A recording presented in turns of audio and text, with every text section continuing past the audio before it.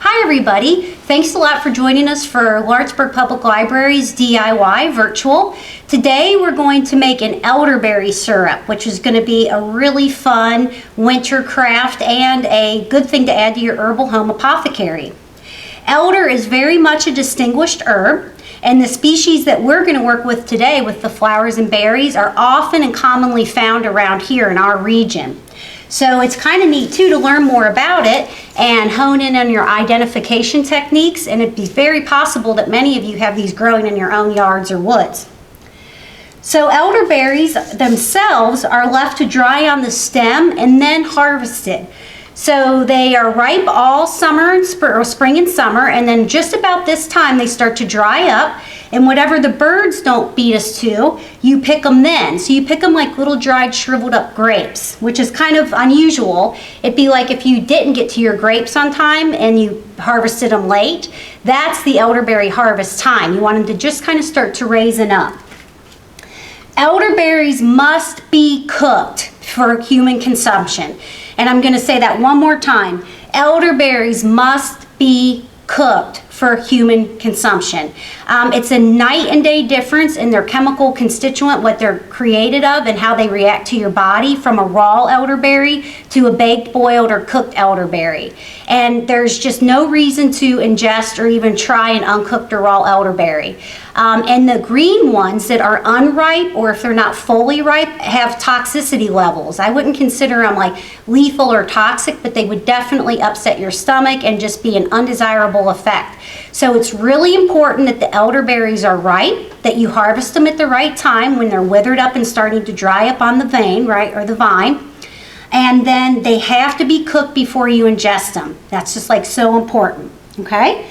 Now the other thing, not to frighten anyone, but around here we have a very close species that is also an elder in the elder family, and it's poisonous. So you want to be 110% with your identification if you do want to learn to forage and harvest from your own land or property. Now luckily, in your cool brochure that's going to be included in your kit that talks about the history, recipes, and all sorts of things, they have detailed identification about the compound leaves, the bracts, how many they would have, the stem texture and quality. So if you do want to be adventurous and try to identify your own elders on your own property or a place that you have in mind, bring this with you and follow it to the T, because it's important that we're 110% on identification, because there is a species that's poisonous that's very easy to confuse, okay? So if we don't want to worry about that at all, you'll just get them from us, 7th Street Gifts, right? And we know it's all good and ready to go. But in the meantime, it is kind of fun to know that you have these things growing around and they're native to our area. The elderberry is a tonic and an immune boosting, so it just regulates your immune system and kind of rids detoxes of just unwanted buildups of things that you don't want to have. And then it also has a lot of trace mineral and nutrients, especially in the color compounds that it creates when it's boiled, that are really hard to identify, but they kind of only exist in this elderberry, and they really assimilate well into the bodies and cells. And it's just a really healthy thing to incorporate into your body. Since it is a strong tonic and immune boosting herb, it's among the higher in potency, you would take smaller doses, right? So that's one reason why we're going to talk about your simple syrup and how you would just incorporate it into your routine in teaspoons, even half teaspoons, just to get a feel for it, because it does have a potency. Elderberries too are oftentimes used as a dye, a natural pigment dye, especially to indigenous cultures and natives. They would use the berries to dye and get those rich, deep purple hues that we oftentimes see.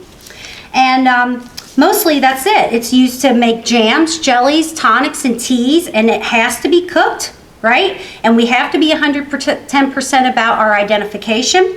And we know that it's loaded with all kinds of special things that only elderberries possess that are hard to find in processed foods or even other berries.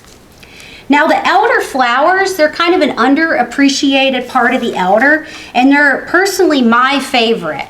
You don't see a lot about or hear a lot about elder flowers in our part in America, in our western area, but more in European and Asia, the flowers are actually favored over the berries. And there's a bit of a difference, you'll see, in their texture and their color, and especially in their flavor.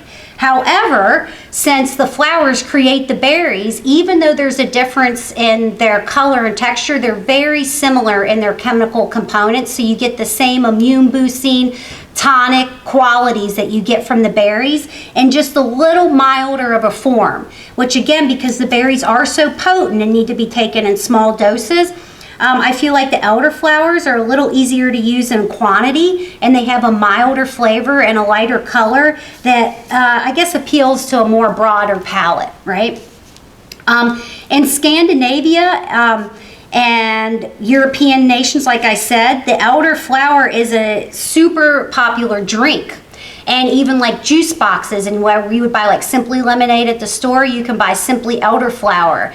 And when I went to IKEA a few years ago and was shopping for furniture, I went to their little cafeteria, and in it they had little juice boxes of elderflower tea. So I had to get one and drink it. It was delicious. But that just goes to show you, like we have a Juicy Juice or a Capri Sun.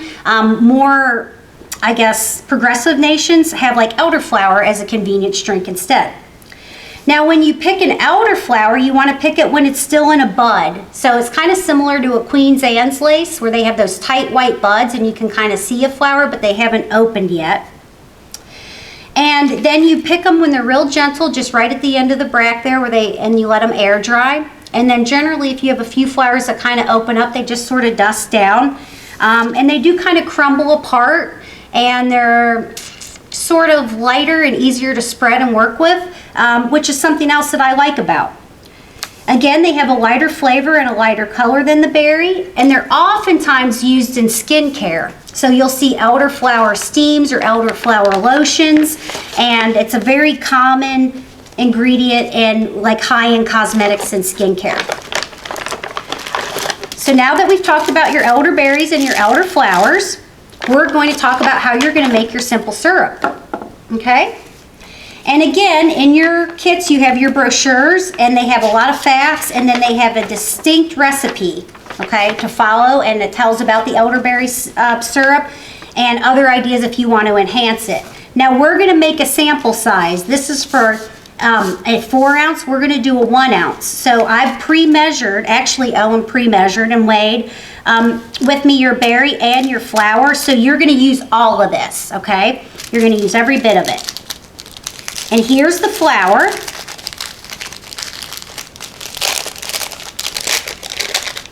I'm going to use this bag.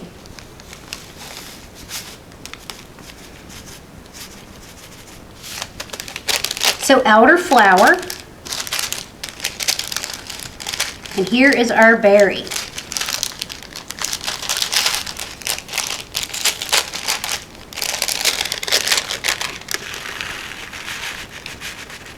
So you can see the difference, right? Before and after.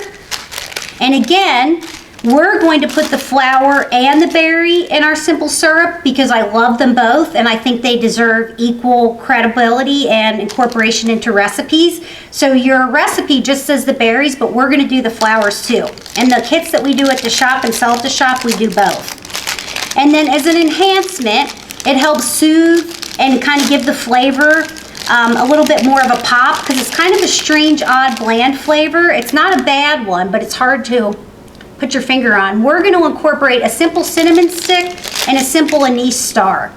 And if for some reason you don't like anise, right, because it's kind of has a licorice tint to it, it is really soothing for the throat and the stomach and the intestines, especially this time of year when you're trying to stay healthy and well.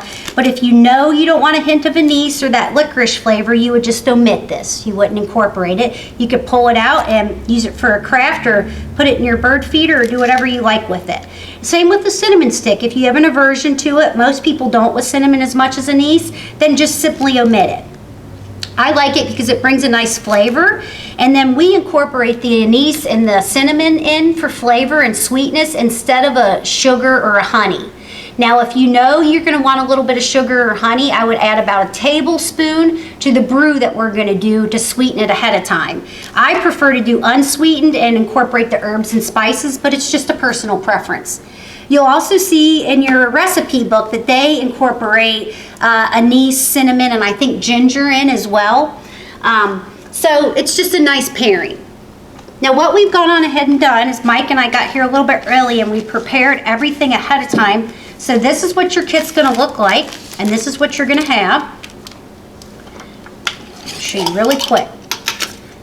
Now you have your muslin bag, and if you want to go on ahead and add your ingredients to it ahead of time, like a tea bag and an infusion bag, and then you don't have to filter or sift out the botanical matter after the infusion has been made or your simple syrup has been made, you may do so. And that would be the time where you put everything in right now, and then you introduce it to your hot water and follow your instructions to get your steeping in. However, in true folk medicine, in my herbal school and a lot of classes and training that I've had from true folk herbalists and really folk doctors, for lack of a better term, you're supposed to allow the botanical matter and the water to freely mix, right? So if you want to be a purist and a true folk medicine maker, you wouldn't have a barrier between the two.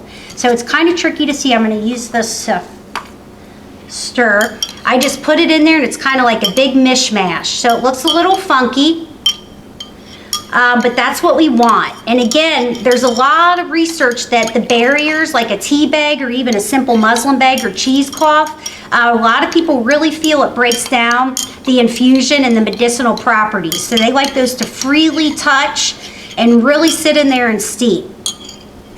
Now I did 4 ounces. This is only a 1 ounce bottle, so you may have a little bit left, but this is a super concentrated a bit. And usually after you boil it and allow it to steep and sit, you lose quite a bit of your water to evaporation. Remember, if you want to incorporate a sugar or a honey, this is the time to do it, and you would do it when your water was a little bit hotter so it dissolved better, stir it well, and then you would add it. So what I did is I took 4 ounces, a 4 ounce jar, and I just filled it with water. I used it in a measuring cup. 4 ounces is also a half of a cup, right? So if you have measuring cups, you could use your half cup measurer. And I brought it to a rolling boil. You would probably use your stovetop or a saucepan, but if you want to, you could use a microwave, which I boiled the water in the microwave and it worked great. It was a rolling boil. And then I incorporated everything in my kit into the mug that I use as kind of like my boiling pot. So again, that's the elderflower, right? The elderberry, the cinnamon stick, and the anise star. Again, if you want to sweeten it, this would be the time to do it when your water was just a little bit warmer so it would dissolve. Now this looks pretty funky and it'd be hard to get your little kid to take a spoonful of this, right? With all that plant matter floating around, and it'd be thick. So I'm going to teach you the folk medicine herbalist home apothecary hack for straining. That way you can be a purist and you can allow your botanical matter to freely mix with your water to get every bit of medicine out you can. But then when you get ready to bottle your medicine, you won't have to worry about the plant matter clogging it up. Now here's our amber glass 1 ounce medicine bottle, and we chose amber glass on purpose because it filters out the sun and it keeps your shelf life longer, because sun will break this down quicker than anything. Now, just to err on the side of caution, since this is mostly a water base, I would want you guys to keep this in the refrigerator. Okay, so we'll refrigerate it. We would talk about tinctures and preserving in another class. So for a simple hack, a folk school herbal medicine hack, instead of introducing all of my botanicals into the bag and then steeping it, I introduced all my botanicals freely into the water, and then I opened my muslin bag freshly. I didn't let any of the water or the tea or the concoction go in there, and I used the kitchen straw. Now this is a stainless steel reusable kitchen straw, but even a plastic one from a fast food restaurant or any straw that you have at your house serves as a basic classic pipette. So if you don't have a fancy dropper or pipette or chemistry equipment, you can still be a medicine maker. So I've just nested the pipette into the muslin bag, and then we're going to take the tea that has filtered up through it, that is free of plant matter, and then bottle it. And so I'm just going to tip it here. It's immersed into the syrup, right? I'm going to take my fingertip and cap it, and we're going to take advantage of gravity and suction, and then you drop it in. Now this could take a minute, and that's okay, because you kind of get to know it, and then you get to watch it fill up. And this is a way to be sure you don't have spills. Now also, if you're a steady hand and you have a handy kitchen funnel, Be sure to check your funnel first because this bottle mouth is a little narrower than a lot of the bottles that we work with in our regular kitchen. And I wouldn't want you to do all of this work and then your funnel not fit. I'm gonna scrape these off real quick. I'm gonna use those, don't you worry. And here's another way you can do it if you don't have the time or patience to use the full pipette method with a straw. You would instead use your funnel. And remember, we're going to check to be sure that that fits first.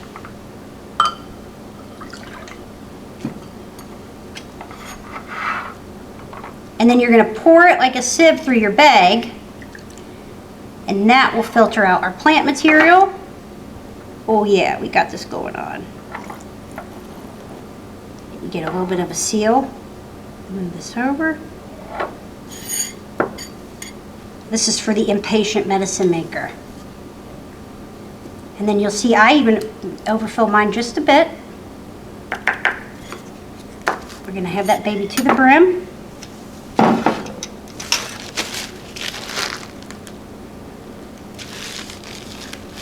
And really a nice white vinegar or a rubbing alcohol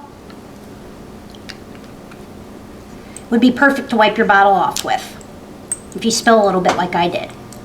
And then you'll feel it when you put it on, guys. It'll seal and click, and that'll give you that medicine seal. And then remember how we talked about elderberries can be so potent and so strong even though they're highly medicinal, and they were the 2013 herb of the year. Less is more, especially because you just want to kind of ease yourself into it and be sure nobody gets a tummy ache from it. And it can be kind of a strong potent flavor too, particularly if you add your cinnamon and your anise. So your bottles that you have are a dropper cap, and that's going to control your portion, I guess is what I'm getting at, so it won't dump out. Now your first one might take a second because you have to break the seal, especially if you filled it to the very brim like I did and you don't have any breathing room. And you're just going to drop it into a half a teaspoon or a teaspoon from your refrigerator and take it daily as just an immune tonic or a booster.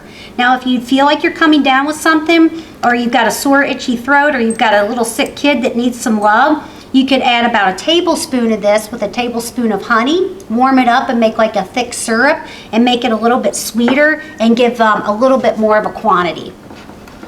Now I have a decent amount left, and I kind of planned it that way because we'd always rather have less than more. And if it were me, the jar or whatever I've got that I measured in or have around my house, I would go on ahead and store that.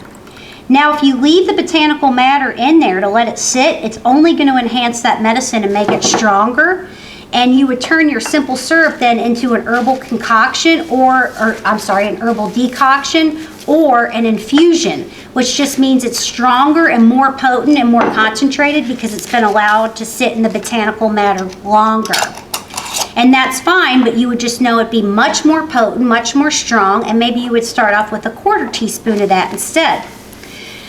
It's kind of a fun color and flavor too to incorporate into fancy things. You just don't have to use it as medicine. You can add it to club soda to add a flavor and a pretty color. There are some cocktail recipes in here if you wanted to make a fancy cocktail and introduce it as an adult beverage. So once you have your simple syrup made and you keep it refrigerated to extend its shelf life of about 4 to 6 weeks, you can kind of incorporate it into all sorts of fun recipes and drinks as a natural dye and a light herbal flavor. So this concludes our DIY session for the elderberry, elderflower simple syrup that we're going to make and take and have in our refrigerator to use through the cold and flu season. Thanks everybody.